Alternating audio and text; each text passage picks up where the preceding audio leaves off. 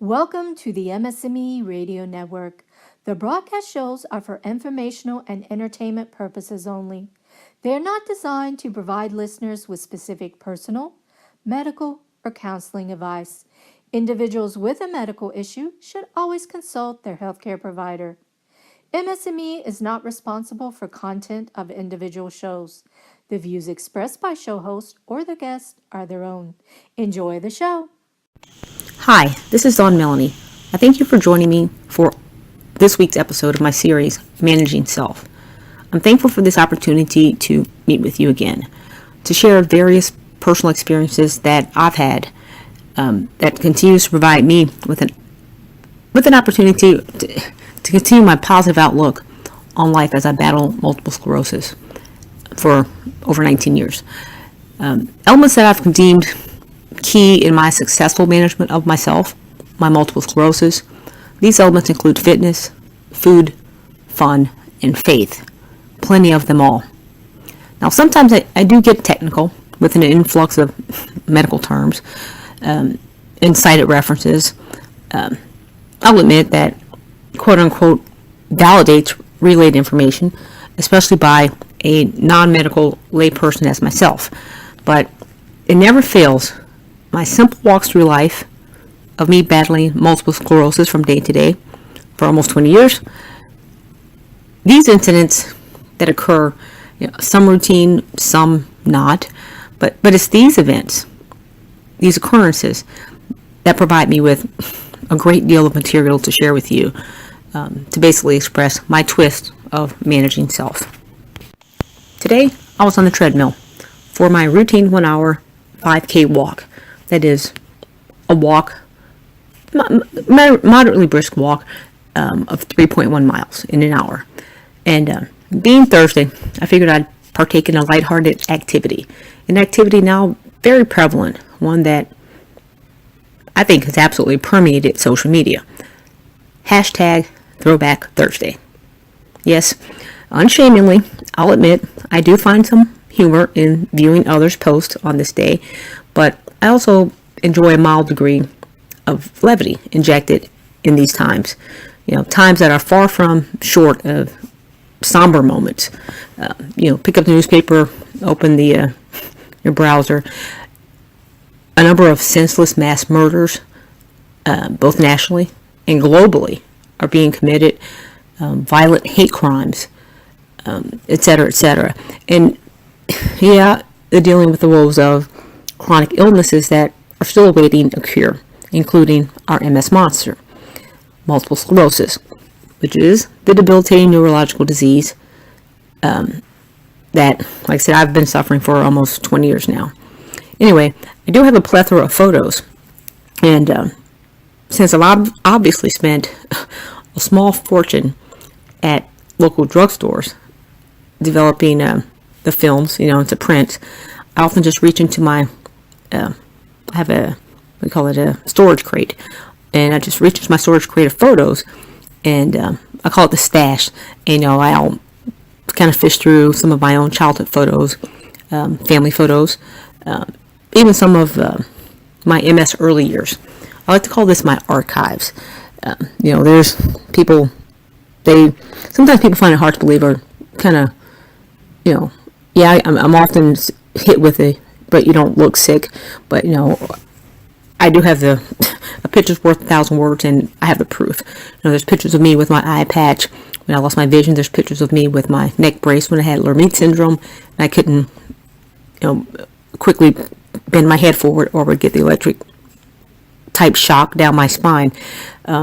There's also plenty of pictures of me with my walking canes. I think I have 7 walking canes, all different colors and various lengths as well, all custom. And the reason why there are different lengths is because I need the canes to accompany whatever outfit that I decided to wear on any particular day. Some days I would have on tennis shoes. Other days I may have on 6-inch stiletto shoes.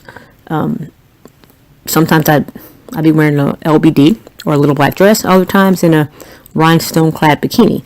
And that's for bodybuilding figure competitions that I did do for 10 years, or maybe for a photo shoot. But anyway, that's how it all started today. Throwback Thursday. That sparked my topic for this week's presentation, or shall I say, installment. Okay, so my water bottle was placed for accessibility on the treadmill. As you know, that it's imperative that we all stay hydrated, especially in the Texas heat, or just you have to stay hydrated regardless, but more so in the dry, heated temperatures. Anyway, my water bottle was placed, and my oldies but goodies playlist, I had just selected it to play during my walk, and bam, there it was, a tune that my mama played on our record player when I was a kid. Yeah, record player, that nostalgic device. I think you can purchase one on eBay, I believe.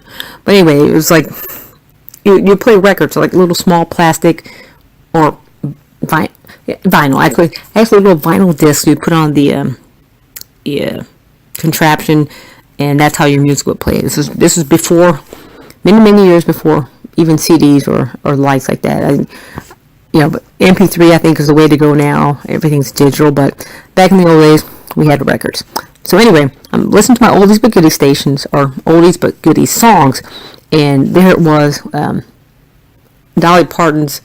I'm listening to, and Dolly Parton, she started belting out her #1 Billboard hit, 9 to 5. Many of you probably do remember this, or most of it at least. She's saying, tumble out of bed and stumble to the kitchen, pour myself a cup of ambition, yawn and stretch and try to come alive, jump in the shower and the blood starts pumping. Out on the street, the traffic starts jumping, with folks like me on the job from 9 to 5. Okay, I know many of you listening can relate to that first line. Tumbling out of bed, literally, and stumbling to the kitchen, and probably stumbling everywhere else in between. And you probably are no stranger to yawning and stretching, trying to come alive or just wake up. But I hope you all never fail to start your day by filling your cup with a generous portion of ambition. That is, that strong desire to do or to achieve something typically requiring determination and hard work. Myself, not so much the former, as I get out of bed with my energy tank literally overflowing. And that's probably because I left the fuel pump pumping overnight for at least 9 to 10 hours. And never do I engage in a cup of coffee. Caffeine, I don't need it. Besides, it's funny, but I realized that drug didn't work for me a long time ago. And when I did, that should have been my wake-up call that I wasn't average, or I wasn't the norm. I recall, many years ago, I do recall taking, no-dose pills, I think it's like caffeine pills or something, but no-dose pills with a full-strength original formula Coca-Cola during the audit section of the Uniform Certified Public Accountant exam. And guess who gave in, and I could not keep my eyes open, but I gave in, and I actually took a 20, perhaps 30-minute nap during that 4-hour examination section. 1 of 4 total. Yeah, you got it. It was me.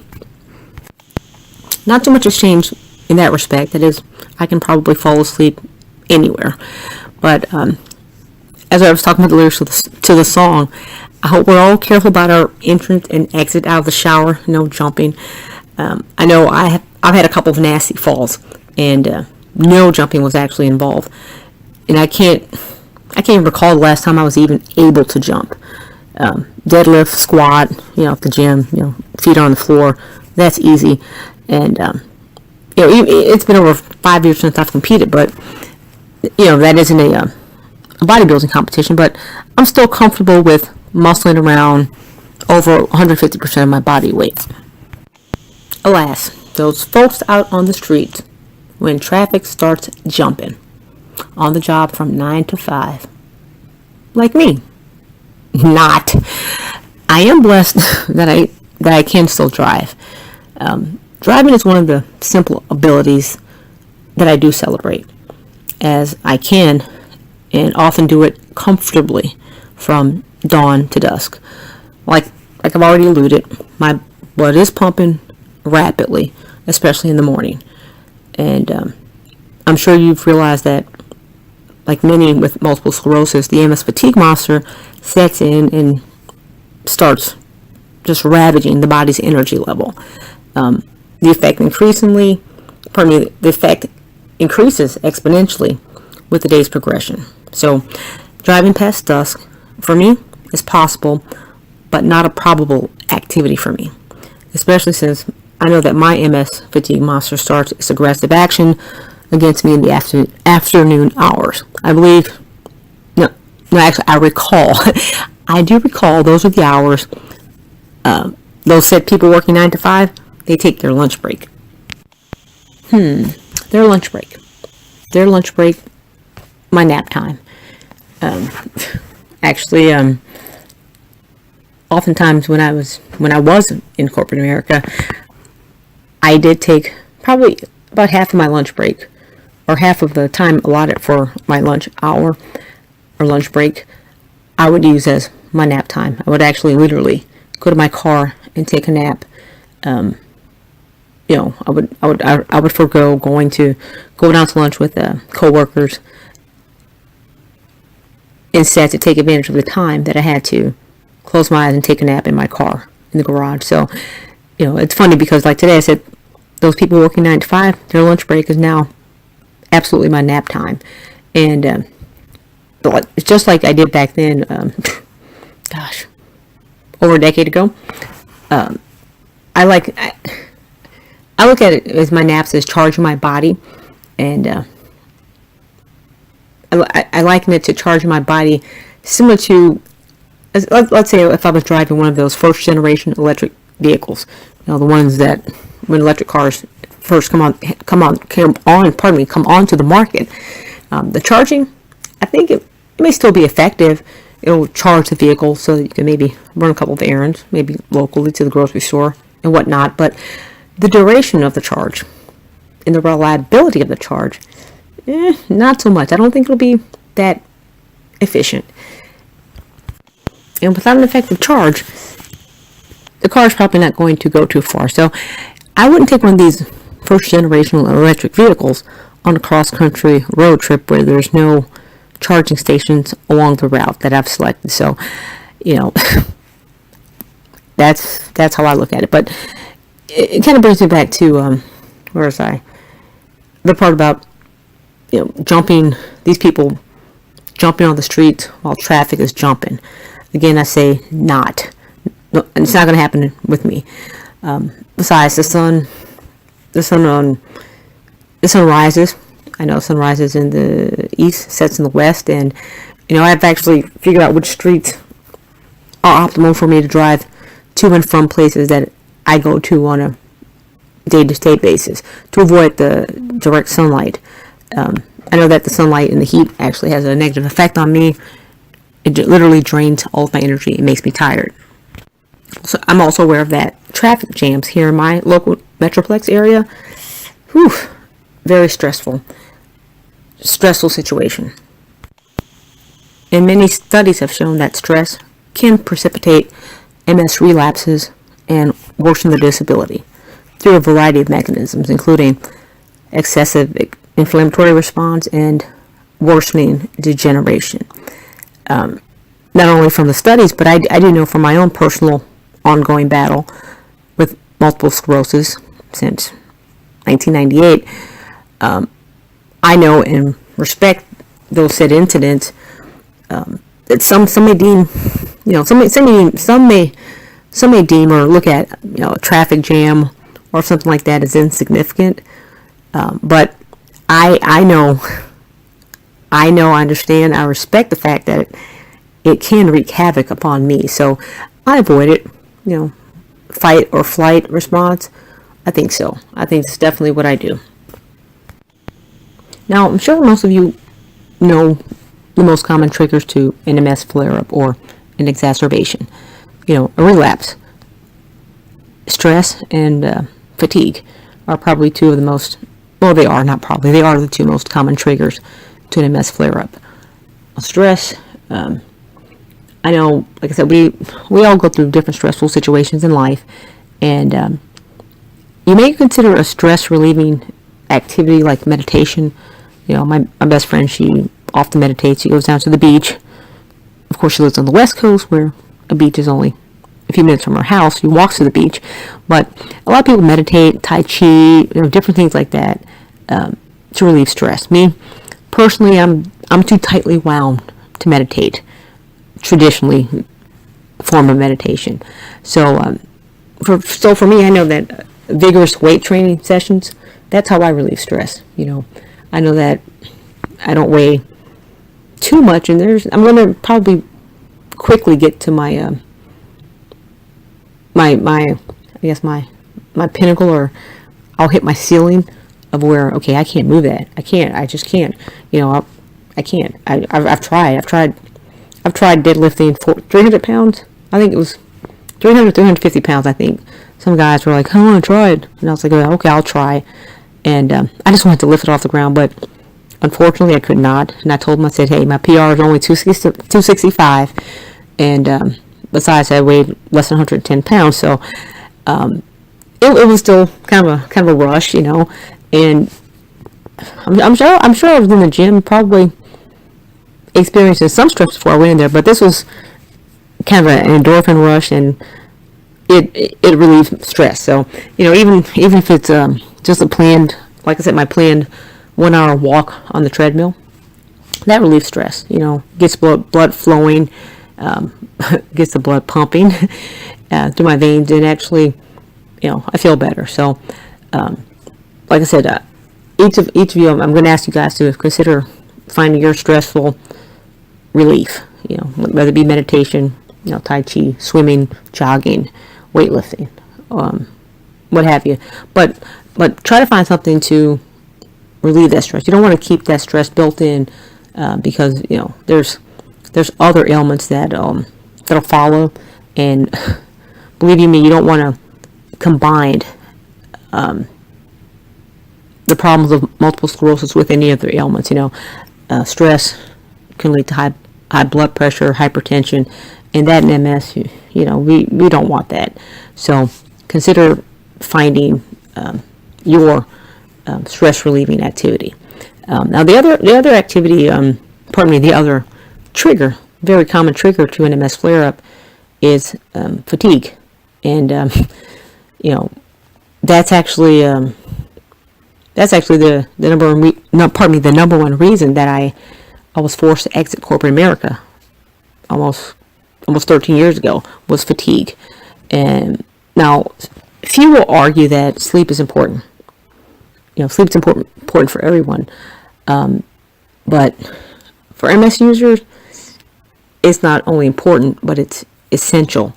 And most of us, MSers, we understand that people with MS have a lower reserve of energy, or some may call it spoons. So something as seemingly innocent as a lack of sleep one night or two can actually be a precursor to trigger MS symptoms. Whether it be tremors, or maybe loss of vision or loss of sight. Who knows? But lack of sleep can actually contribute to triggering one of your, I call them dormant MS symptoms. I have relapsing remitting MS, so I know that I do have MS. A lot's been sleeping for, I guess, 8 years, the past 8 years now, but I know that it's there and it can be triggered, and I've seen it be triggered. So I am aware that sleep and fatigue are very important, and I don't take either of those lightly. That is, I don't take not getting them lightly. I take them very seriously. I do get like I said, you've probably heard me say I get 9-10 hours of sleep average per night. Sometimes I've taken it to 11 or 12 hours straight. I'm talking no waking up, sound sleep, pretty motionless or restless, as my little monitor on my wrist tells me. So sleep and fatigue, very important. Less fatigue, more sleep, less stress. So good health habits like eating well, sleeping well, and getting some exercise daily help the fight. This all helps to fight MS fatigue. And although my workout sessions last over 2 hours, each one that performed, each one is performed with the next most common MS trigger, or probably the next most common MS trigger in mind, and that is heat. Heat, is definitely my, I guess, kryptonite. I'll get fatigued by not only the heat, the rising of actual temperatures outside, but also the sunlight. It zaps all of my energy. So I know the heat affects a lot of us. I have a couple of cooling vests that I wear when the temperatures are elevated quite a bit. And I like I said, I stay hydrated. I keep 2 water bottles with me at all times to stay hydrated. So I know heat is one of those things that affects me. I've had probably my worst exacerbation 2008, so that'd be 9 years ago. It was actually in Vegas. Temperatures were over 120, and I couldn't move the right side of my body. I couldn't walk. I couldn't walk more than 3 feet. Why? Heat. I didn't take precaution to make sure that I was cool enough to fight this. Anyway, as I was saying, my workout sessions do seem long, but each one is performed with heat in mind. I work out in a rather cool gym only. I also work at a very slow, deliberate pace. I don't jump from station to station or machine to machine. I don't even worry about keeping my heart rate up. What's important to me is that I keep cool. That I keep my body temperature, my core temperature, at a comfortable, safe level. So it's also my social hour. I do engage in quite a bit of conversations while I'm there. So again, I'm enjoying life and just enjoying a stressless environment while I'm at the gym. So that's like I said, this is my activity that I engage in to relieve stress on a daily basis. So like I said, I'm always mindful of the heat, the temperatures, and also mindful of indoor-outdoor temperatures.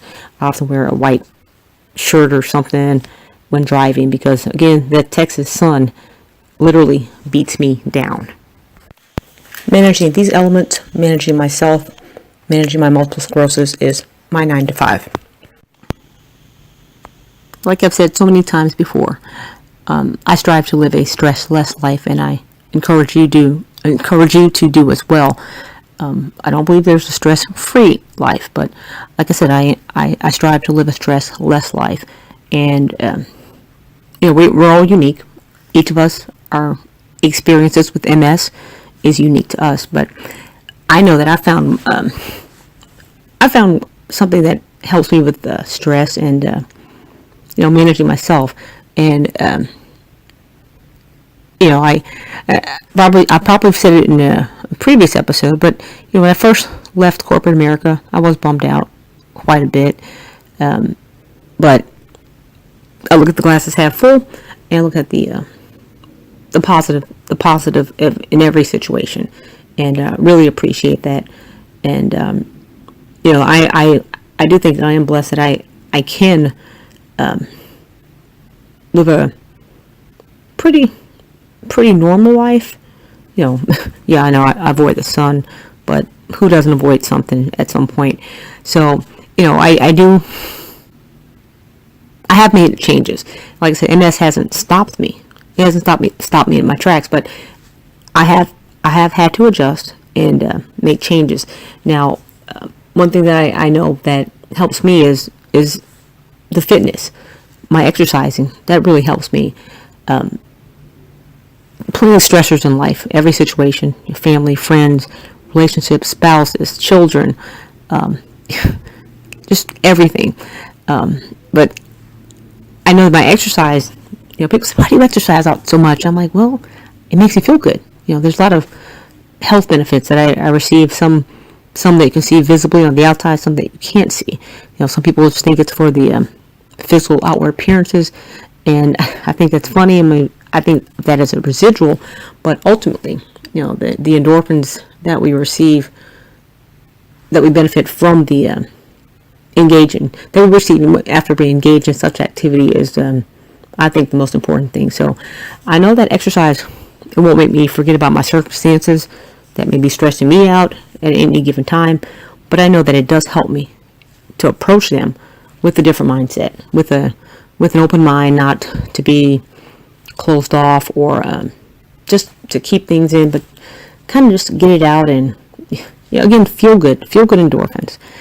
I think it's healthy. It's an alternative to binge eating, or I don't know, say binge drinking, binge anything, anything that you let's say you weren't proud of, perhaps even ashamed of. I know my exercise. Like I said, I've been doing this for. It's a way of exercise and fitness has been my way of life since I guess college. So I think since I was like 17 years old, and it's always been whenever I was stressed out, I would kind of hit the gym. I'll go for a really long bike ride, maybe 30, 40, 50, 60 miles, and I would just come home refreshed. So I know that exercise helps me, and we're talking about 9 to 5. Hey, if you are working, I applaud you. I know it's stressful, especially if you're working with MS or any other illness, chronic illness particularly. So I do applaud you on that. But do remember to keep yourself, put yourself first. Keep your health in mind at all times. Put that first, because like the song says, it's enough. And when I say it, I mean the work environment, etc. It's enough to drive you crazy if you let it. Remember, we have choices, and we don't have to let anything drive us crazy. We can, like I said, find your peace of mind, however it may be. Hopefully, it will be healthy peace of mind, and move forward, progress. As I close, I'll pose my weekly challenge to you all, and to encourage others to accept the same challenge. The challenge? Be happy. That's it. Be happy. A most succinct statement. Actually, my request to you all. It's my request to enhance your own self-management with or without multiple sclerosis. Managing self. Again, this is Dawn Melanie, and hope you'll join me next week for another installment of Managing Self. Remember, you guys, you can't change the past. Many of us have been diagnosed with MS. It is a fact. We are suffering from an illness, a chronic illness, and it does affect choices that we make in life. We can't do things that we may have been able to do in the past, but we can't change the past. But do not forget, we can rewrite our future. And that's what I want you all to be, is happy. Have a happy, stress-less life this week and going forward. This is Dawn Melanie, and I wish you all have a blessed week. Thank you.